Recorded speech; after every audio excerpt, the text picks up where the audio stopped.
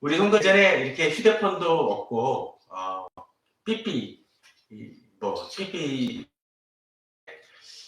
약속을 하다 보면 가끔 가다가 이렇게 일들이 꼬이거나 일정이 좀 어그러지는 경우들이 있을 때가 있는 것 같습니다. 그런데 그럴 때 보면은 어떤 때 약속 장소가 좀 어그러질 때 우리 성도들도 어떡합니까? 쉽게 만나기 힘들 때가 있을 때가 있는 것 같습니다. 예를 들면 서울역 같은 데서도 어디 출구를 제대로 말하지 않고 그냥 서울역, 그렇게 되면 또 특별히 지하철역 같은 경우는 어떻습니까? 1호선 타는 데가 있고 또 4호선 타는 데가 있고 또 공항철도는 저 건너편 서부역 쪽에, 요새 서부역이라 안 그러는 것 같긴 한데 서부역 쪽에 있을 수도 있습니다. 또 어떤 사람은 착각을 해가지고 코레일이 있는 그냥 그 KTX 타는 그 공항에서 그곳에서 기다리는 사람도 있을지 모릅니다. 그래서 옛날에 농담 삼아 그런 적이 있어요. 아주 오래된 개그 중에 하나였었는데, 서울역 시계탑 밑에서 보자라는 얘기를 했었을 때 시계탑 바로 밑에서 기다리는 사람이 있는 반면에 서울역 지하에 그 밑에 들어가서 지하도에서 기다린다는, 말도 안 되는 얘기지만 그럴 때가 있습니다. 그런데 어떻게 하시겠습니까? 어떤 때 우리들은 어떤 목적지를 찾아가기 위해서 분명한 위치가 필요합니다. 그 위치를 정확하게 목적지와 그것을 제대로 깨달을 때 돌아갈 수 있습니다. 그리고 또한 그 목적지를 아는 것만이 아니라 어떤 때 가다가 길이 잘못되어졌을 때 어떻게 해야 될까요? 그 다음부터는 침착하게 그것을 어떻게 대처해 풀어가느냐가 중요한 것입니다. 어제 우연히 이제 라디오를 들었었는데 그런 게 나오더라고요. 어느 게스트가, 고정 게스트가 라디오 프로에 나와야 되는데 안 오고 있어요. 그러면서 이제 이 사회 보는 사람이 계속 그럽니다. 자, 누구누구 씨가 곧 등장할 거라는 얘기 계속 합니다. 광고 후에 확인하겠습니다. 그렇게 얘기를 하더라고요. 그런데 등장을 하긴 했습니다. 그런데 아마 방송국 스튜디오가 상암동인데, 그래서 내부순환선을 타고 오는데, 이분이 이름은 수색이나 그런 쪽에서 나와야 되는데, 이걸 놓치고 정릉까지 간 거예요. 그러니까 이분이 깜깜해진 거죠. 어떻게 해야 됩니까? 이분이 하는 얘기가, 그다음부터 대처를 잘하면 풀립니다. 라고 해요. 중요한 것 같아요. 어떻게 대처하느냐가 문제를 해결해가는 수순일 수 있습니다. 저도 어제 잘 아는 권사님 가족의 그 딸이 결혼한다고 해서 이제 우연히 집에도 또 일이 있고 해서 집에서 이제 출발하게 됐습니다. 딱 지하철역을 가서 딱 보니까 평상시와는 다르게 엄청난 인원이 몰려 있습니다. 더더군다나 지하철 철도 파업으로 인해서 이 열차가 뜨문뜨문 거립니다. 어느 열차를 타야 될까? 그냥 다 쓰는 전철을 타야 될까? 좀 빠르게 가려면은 급행을 타야 될까? 나름 머리 써서 급행을 탔는데 그게 앞에 제가 원하는 환승역에서 쓰지 않느냐. 하나나 앞입니다. 그래서 처음에는 그 전역에서 쓰냐, 앞석에서 쓰냐 고민을 했는데 전철에서 안내방송을 알려주더라고요. 그 전에서 갈아타시면 편합니다. 어디 가시면. 그래서 갈아탔습니다. 그런데 여러 가지 여의도의 그 교통통제 상황으로 인해서 제가 갈아타서 내려야 될 그 역에서 열차가 무정차냐 정차냐라는 게 계속 바뀝니다. 고민이 됩니다. 그래서 결국 신길역에서 내려서 걸어갑니다. 그래서 1km나 1.5km 됐었는데 잘 걸어가서 무사히 도착했습니다. 돌아가는 과정 속에서도 사람들의 인파가 두 갈래로 나눠지니까 어느 게 옳으냐라는 고민을 하게 되고, 또 그 과정 속에서 휴대폰 내비게이션을 통해서 여러 가지 추적을 하지만 이쪽이 맞느냐 저쪽이 맞느냐 헷갈릴 때도 참 많이 있었습니다. 그러나 다행히도 잘 도착을 했습니다. 이번에는 몇 층이 하는지를 정확히 파악할 수가 없어서 리셉션 음식을 나누는 데는 지하 1층입니다. 그래서 그곳을 내려가야 하나 보다 봤더니 웨딩홀은 5층이 있어서 또 올라가는 와중에 작업을 했습니다. 제가 이런 얘기를 구구절절히 하는 이유 중에 하나는 오늘 본문에 보면 뭐라고 되어 있습니까? 여호와께로 돌아오라고 되어 있습니다. 사실 이 연말에 우리는 우리가 제대로 달려가고 있는지를 돌아봐야 될 것입니다. 목적지를 향해서, 목표를 향해서 잘 가고 있는지를 돌아보아야 할 것입니다. 그럴 때 우리들이 진정 열심으로 수고를 하지만 제대로 내가 목표한 것을 이룰 수 있는지를 돌아봐야 될 것입니다. 그러한 일들은 교회도 그럴 것이고 기업도 그럴 것이고 나라도 그럴 수 있습니다. 오늘 보면은 이 본문을 통해서 특별히 호세아, 그 나라적으로나 자기 와이프적인 측면에 있어서나 여러 가지 문제가 많고 갈등이 있고 거의 파산 직전의 그 상황 속에서, 마하기전 속에서 어떻게 다시 회복할 것인지를 우리 돌아보았으면 합니다. 자, 오늘은 1절에 이렇게 얘기합니다. 호세아 마지막적인 그 1절에서 하나님은 그 어느 때보다도 심판이 아니라 이제 회복에 대한 말씀을 얘기하십니다. 먼저 어떻게 얘기하십니까? 1절에서 이스라엘아, 내 하나님 여호와께로 돌아오라. 내가 불의함으로 말미암아 엎드러졌느니라고 얘기합니다. 자, 우리가 잘못 나가고 있다고 생각할 때 해야 될 것은 무엇이죠? 계속 가다가 망하는 길로 갈 것인지, 아니면 다시 원래 위치로 돌아갈 것인지, 목적지로 돌아갈 것인지를 결정을 해야 됩니다. 아니, 결정할 필요가 없죠. 당연히 돌아가야 됩니다. 그런데도 불구하고 그러지 않는 사람들도 있죠. 그러지 않을 때는 어떻게 합니까? 망하는 길로 갈 수밖에 없습니다. 본문은 오늘 본문 속에서 돌아오라라는 말을 통해서 돌아가야 될 것을, 이스라엘이 돌아가야 될 것을 이야기합니다. 우리 어떤 사람이 잘못 가고 있으면 어떡합니까? 거기 아닙니다. 돌아오세요. 특별히 아는 사람은 어떡할까요? 저를 아는 사람은 그럴 겁니다. 문영호 목사님, 아니면 친구면 양호야, 너 거기 아니야, 거기 아니야, 자꾸 먼저 부르기부터 합니다. 하나님이 부르십니다. 그리고 뭐라고 얘기하시죠? 돌아오라. 근데 고집 센 사람은 어떡합니까? 그거 무시하고 그냥 가는 사람들이 있죠. 회복의 첫 번째 점은 돌아오는 것입니다. 거기서 멈추고 돌이키는 것이죠.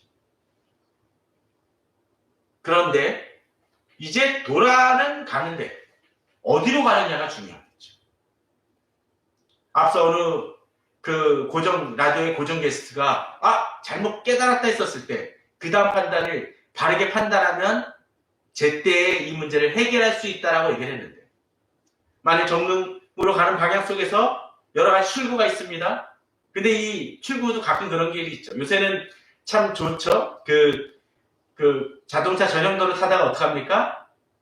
내비게이션이 이렇게 얘기합니다. 빨간 선으로 나가십시오. 빨간 줄을 타십시오. 아니면 파란 줄을 타십시오라고 얘기합니다. 그런데 빨간 줄을 타야 되는데 돌이키는 그 와중 속에서 파란 길을 택하면 어떡하죠? 일은 더 어그러지게 됩니다. 호세아서는 바로 그렇게 얘기합니다. 돌아오라라고 하는데 누구에게로? 여호와께로 돌아오라고 되어 있습니다.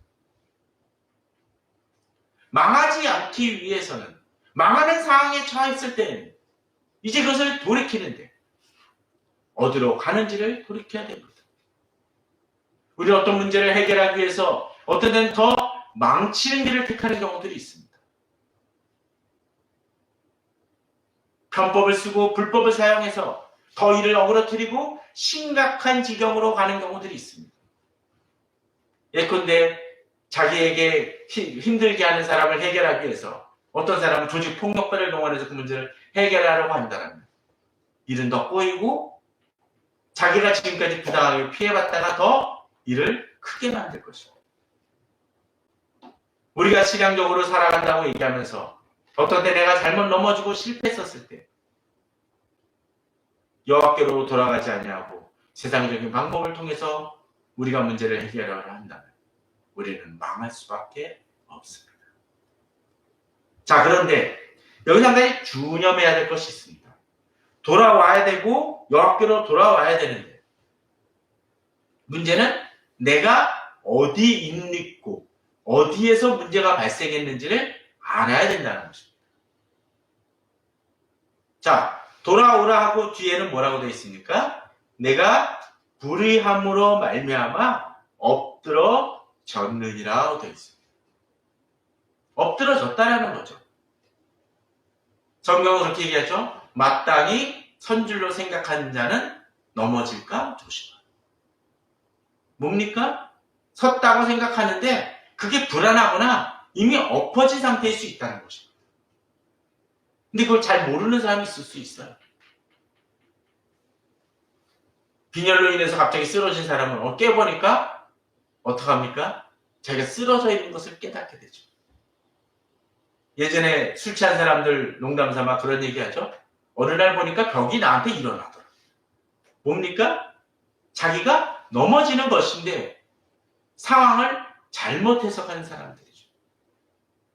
자기가 엎드러진 것을 깨달을 때 이 문제를 해결할 수가 있습니다. 그 다음은 뭐가 필요합니까? 왜 엎드러졌는지를 알아야겠죠. 본문은 엎드러진 이유가 뭡니까? 불의함으로 말미암아 엎드러졌다고 되어 있습니다.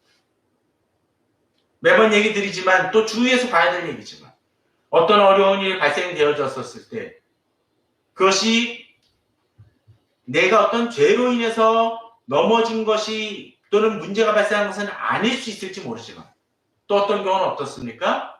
내게 닥친 일들이 내가 잘못함으로 죄로 인해서 말미암아 일어난 일도 있을 수 있다는 것입니다. 오늘 본문이 그러합니다. 불의함으로 말미암아 엎드러졌다는 것입니다. 종종 한국교회는 기도회를 많이 합니다. 그래서 많이 모입니다. 그것이 개개인적인 경우도 있을 수 있겠고 교단적인 차원도 있을 수 있겠고 국가적으로도 어떤 때 기도회가 있을 때도 있습니다. 근데 문제는 기도회를 하는데 또 회개는 하는데 그 회개 속에서 자기가 무엇을 잘못했는지를 깨닫지 못한다. 그것이 회개한 것입니까? 자주 얘기 드리지만 저는 제일 싫어하는 말들 중에 뭐 어떤 사람들이 공인이라는 사람들이 나와서 자기의 잘못을 얘기할 때 제일 싫은 말이 여러분들은 어떻습니까? 저로 인해서 상처 받았다면, 제가 무리를 일으켰다면 유감을 표합니다. 유감을 표합니다라는 말 자체도 그렇게 어감이 좋은 것 같지는 않은데 앞에서 뭐예요? 내가 잘못했다면 이라는 얘기 뭡니까? 자기가 잘못했는지 아닌지 잘 모르겠다는 얘기예요.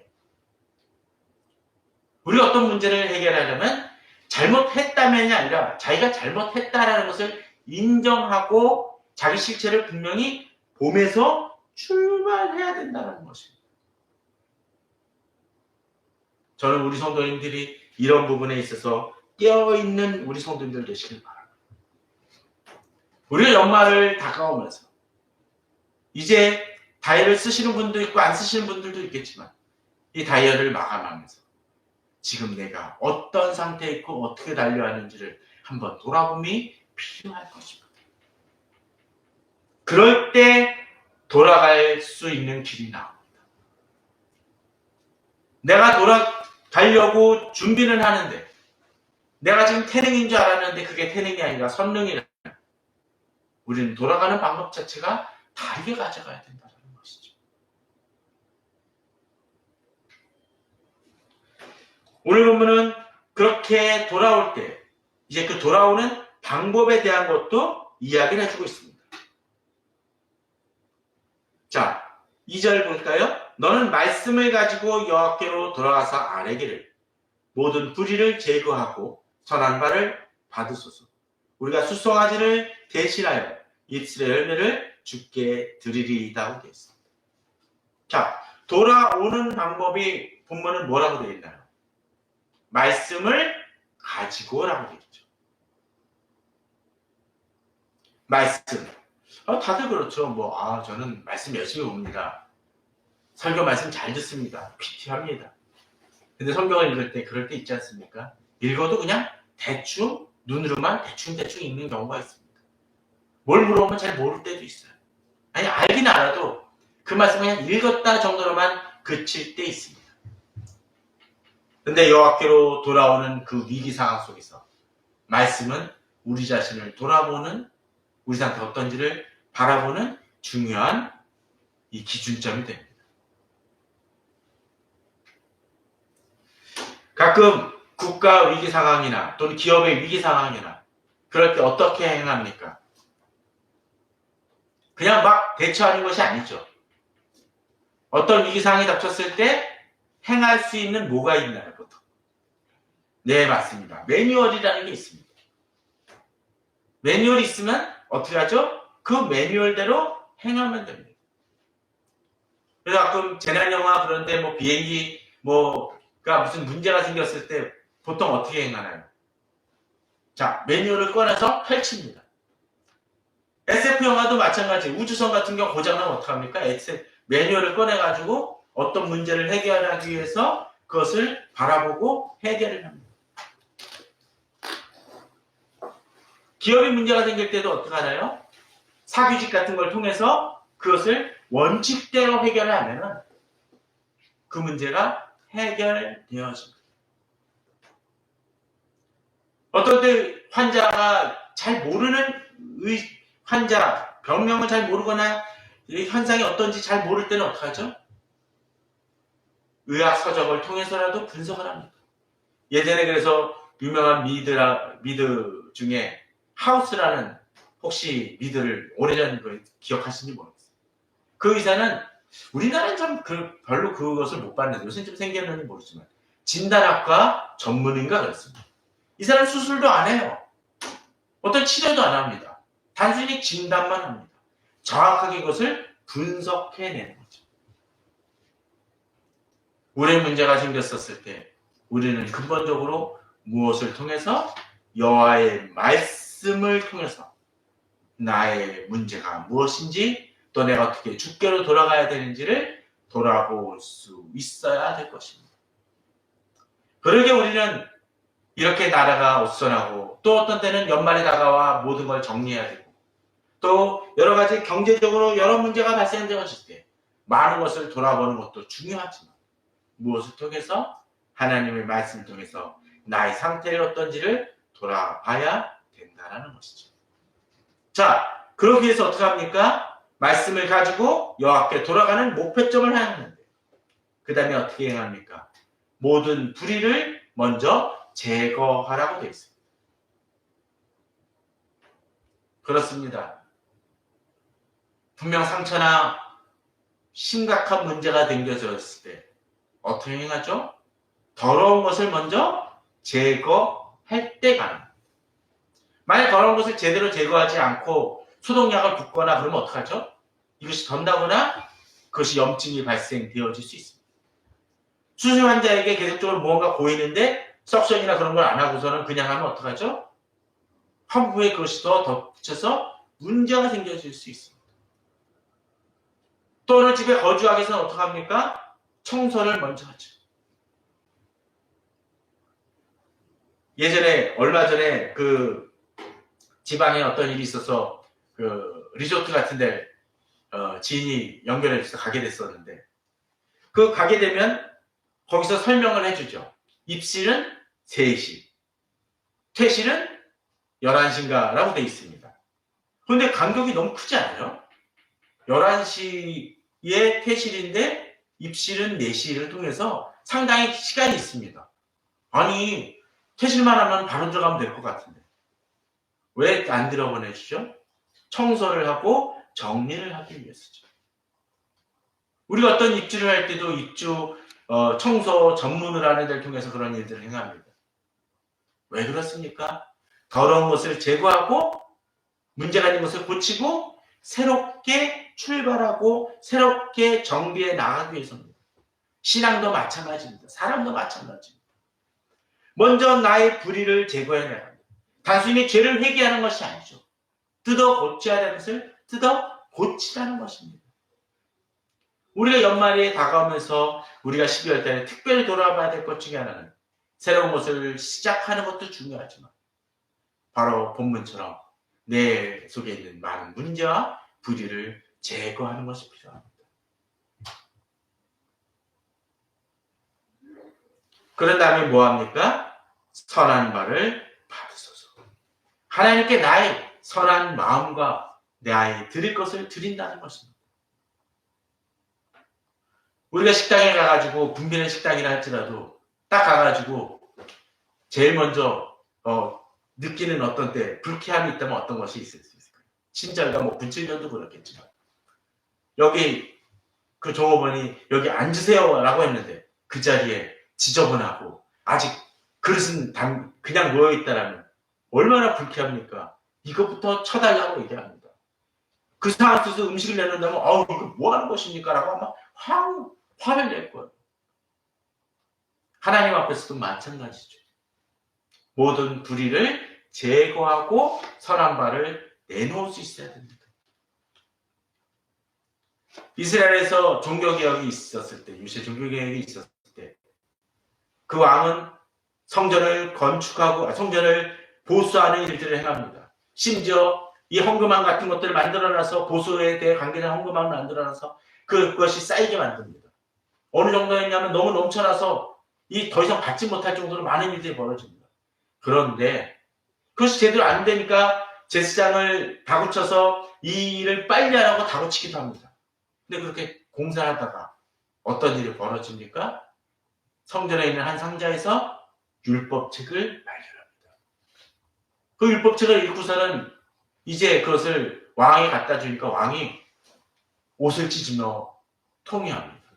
제사장도 안 찍었는데. 왜 그렇습니까? 말씀을 통해서 보니까 성전을 고치고 있었는데 자기들이 하나님 앞에서 범죄한 상태인 걸 깨닫게 됩니다. 심지어 어떻게 했나요? 성전 안에 요새식으로 옛날 성경에는 미동의 집이 있었다고 되어 있습니다.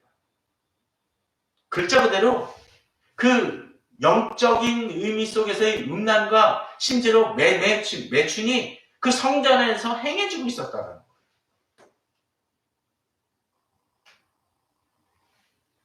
말이 됩니까? 성전을 고치고 있었는데 그 안에서 이상한 일들이 벌어지고 있다는 거예요. 정말 하나님 보시기에 가증스러운 일이 전개되고 있었는데 그것 자체를 깨닫지 못하고 있었다는 겁니다. 왜 그랬을까요? 말씀을 통해서 자기 자신의 뭔지를 보지 못했다는 것입니다. 그러게 우리는 말씀을 통해서 우리 불의를 제거할 수 있어야 됩니다. 우리의 문제가 뭔지를 알 때 회개할 수 있고 그것을 고칠 수 있습니다. 그럼을 통해서 하나님 앞에 선한 것을 드릴 수 있게 됩니다. 하나님이 기쁘실 제사를 드릴 수 있게 된다는 것이죠. 오늘 큐티에는 아모스서에도 그런 얘기가 등장합니다. 너희들이 제사를 드리며 기뻐한다고 했지만 우리가 기뻐하는 거지 하나님 기뻐할 제사가 아니라는 데 문제가 있다는 거예요. 지금 한국교회에서 주일날 예배 드리지만 지금도 예배 드리고 있겠지만 예배 드릴 때 다들 찬양을 부리고 기도를 하고 아멘 아멘 할 것입니다. 그런데 문제는 하나님 보시기에도 그러하냐가 필요하다는 것이죠. 그러게 오늘 본문은 그렇게 불의를 제거하고 선한 말을 받으소서 하시고 또 이 모든 것 속에서 모든 불의를 제거하시고라는 그 말을 통해서 본다는 우리가 제거하는 것 같지만 하나님이 주도적으로 이 일을 행하게 하심을 통해서 우리가 제대로 정리하지 못하는 문제도 하나님이 나의 문제를 해결해 주시길 구하는 것입니다. 그럴 때 어떻게 해요? 우리가 숫송아지를 대신하여 입술의 열매를 주게 드립니다.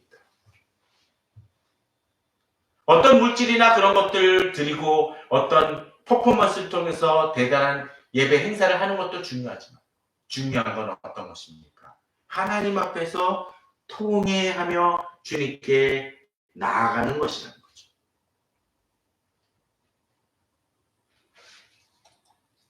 그러게 이제 3절, 4절은 이제 이렇게 얘기합니다. 이렇게 고침을 통해서 하나님께 돌아감 속에서 본문은 어떻게 얘기합니까? 우리가 앗술의 구원을 의지하지 않으며 말을 타지 아니하며 우리의 손으로 만든 것을 향하여 너는 우리의 신이라 하지 아니하오리니 이는 그와가 주로 말미암아 긍휼을 얻음이니이다 할진이라고 되어 있습니다. 자, 본문에서 아수르의 구원이라고 얘기합니다. 또 말을 타지 않았다고 됩니다. 우리의 손으로 만든 것이라고 하지 않았습니다. 이 세 가지 공통점들이 어떤 것이 있을까요? 하나님이 아닌 세상의 권력이든지, 또 말이라는 게 뭐죠? 성경에서 말이 왜 나왔을까요? 사실 정말로 말을 안 탔을까요? 이스라엘 사람들이? 그건 아닙니다. 말을 얘기했을 때는 그 당시 하나님께서 성경을 통해서 이스라엘 백성들에게 말씀하신 것 중에 하나는 애굽에서 말을 구하지 말라는 표현을 많이 씁니다. 그 얘기는 뭘까요? 말을 구하는 것 자체가 문제가 아니라 그것이 구하는 장소가 어디? 애굽이라는 거예요. 거기서 애굽에서는 말을 잘 기르고 그러니까 거기 도움을 자꾸 요청하고 서로 간에 관계를 맺을 수 있다는 것입니다. 근데 그 장소가 어디예요? 이스라엘 백성들을 계속적으로 넘어지게 했던 것입니다. 애굽에서 이스라엘 백성들은 어떻게 했습니까? 노예로 지냈습니다. 왕들에게도 하나님은 애굽과 관계하지 말라고 했습니다. 근데 애굽하고 관계에서 제일 망한 대표적인 왕이 누굽니까? 솔로몬입니다. 성전을 아름답게 지었지만 그는 바로의 공주를 자기 아내로 들임을 통해서 바로의 공주만이 아니라 온갖 우상을 섬기는 그 아내들을 계속적으로 결혼함을 통해서 망하는 길로 계속해서 갔습니다. 말을 타지 않는. 곧 우리가 이것이 우리의 성공 비결이다 하면서 매듭는 세속적인 것들에 대해서 악한 방법들을 통해서 우리가 망할 수 있게 하나님이 그것과의 절연을 의미한다는 것이죠. 세 번째로 다시는 우리의 손으로 만든 것을 향하여 너희는 우리의 신이라 하지 아니하오. 성경에는 여러 군데서 그런 얘기를 합니다. 네가 깎고 새기고 다듬은 것을 가지고 신이라고 얘기한다. 그것을 왜 기도한다라는 표현을 많이 씁니다. 사실 그거 언어가 어렵지 않습니까? 그런데 곰곰이 돌아보면 우리가 여러 가지 목상이나 그런 것들을 만들지 않을 뿐이지 우리가 숭배하고 우리가 의지하는 것들이 대부분 뭡니까? 우리가 만든 것, 우리가 만든 지위들이에요. 그런 것에 종속되어지고 어떤 때는 신앙보다도 더 그것을 매임을 통해서 우리가 망하는 길로 갑니다. 하나님이 우리에게 평안 주시는 것에 대해서는 제대로 신뢰하지 않으면서 우리는 어떤 때는 돈이 조금 없음으로 인해서 또는 어떤 일이 어그러짐을 통해서 쉽게 흔들리고 불안해하며 절망합니다. 아무리 어두운 길을 간다 할지라도 아이가 부모 손을 붙잡았을 때는 우리는 안심할 수 있는 것처럼 우리는 험난한 세상 속에서도 주님이 나의 손을 잡아주심을 믿으며 나아가야 될 것입니다. 그러게 본문은 얘기합니다. 고아가 주로 말미암아 긍휼을 얻음이니. 왜 하필 고아라고 그랬을까요? 고아는 의지할 곳이 없는 아이입니다. 특히 이스라엘 그 시대에는 더더욱 그러했을 것입니다. 그런데 이 아이에게 부모도 없는 아이에게 그 누군가 나와서 내가 너를 자녀 삼아 주겠다라고 얘기하고 있다는 것이죠. 그런 엄청난 긍휼이죠. 이스라엘 백성이 이스라엘 백성 될 수 있었던 것은 그들이 잘해서가 아니죠. 하나님의 전적인 은혜였습니다. 지금은 좀 덜 할지 모르지만 예전에 우리는 한국교회를 자주 동방의 그 이스라엘 백성같이 우리들은 하나님의 선택받은 민족이다라고 하면서 하나님 우리를 구원하시기 위해서 우리를 한국교회를 세우시기 위해 얼마나 많은 노력을 기울였냐는 얘기를 정정합니다. 근데 그렇게 믿을 수 있을지 모르지만 그것조차도 우리가 잘해서가 아니라 하나님의 전적인 은혜라는 것을 기억해야 될 것입니다. 그럴 때 교만하지 않습니다. 저 최근에 몇 가지 문제로 인해서 가끔 그 마음에 새기는 것 중에 하나가 그런 기도를 가끔 드리기도 합니다. 악인의 허리를 꺾으소서. 그런데 그 꺾고서라는 생각을 가끔 하다가 보니까 허리를 꺾는 방법은 두 가지가 있을 수 있겠다 생각이 들었습니다. 뭐가 있을까요? 앞으로 꺾고 뒤로 꺾고. 앞으로 꺾으면 어떻게 될까요? 겸비하고 엎드러집니다. 그럴 때 뭐가 있을까요? 회복이 있을 수 있겠고 치유가 있을 수 있습니다. 생명을 건집니다. 그런데 그 허리를 뒤로 꺾으면 어떻게 되나요? 결국 죽을 수밖에 없습니다. 악인만이 아니라 우리도 마찬가지일 것 같습니다. 이스라엘 백성들이 계속적으로 하나님 앞에서 교만했었을 때 하나님은 그들을 억지로라도 다시 돌이키게 하기 위해서 그들이 하나님 앞에 엎드러지도록 많은 고난을 주었습니다. 그런데 그러지 못할 때 어떻게 됐나요? 뒤로 어깨가 꺾이죠. 어떻게 됐습니까? 북이스라엘이 망하고 남유다가 망했습니다. 물론 하나님은 그럼에도 은혜를 주셔서 그 꺾인 허리를 붙이시고 남은 자를 회복시키는 놀라운 일들을 이루었지만 그렇게 뒤로 허리가 꺾여지는 일이 발생하지 않도록 우리는 우리 자신을 돌아봐야 될 것입니다. 진정 주님께로 돌아오기 위해서는 하나님의 방법대로 우리가 나아갈 때 진정한 치유와 회복과 또 주님의 축복이 임할 수 있습니다. 저희는 다음번에 이 뒤에 나머지 구절들을 좀 돌아보겠지만 진정 먼저 이 말씀을 통해서 우리가 이 12월 달을 주님 안에서 잘 정리하고 다시 출발함을 통해서 2025년만을 돌아보고 계획하는 것이 아니라 진정 주께서 우리에게 주신 생을 돌아봄을 통해서 여호와께로 돌아가고 또 주님의 축복을 받는 우리 모든 성도님들 되시기를 주님의 이름으로 축원합니다.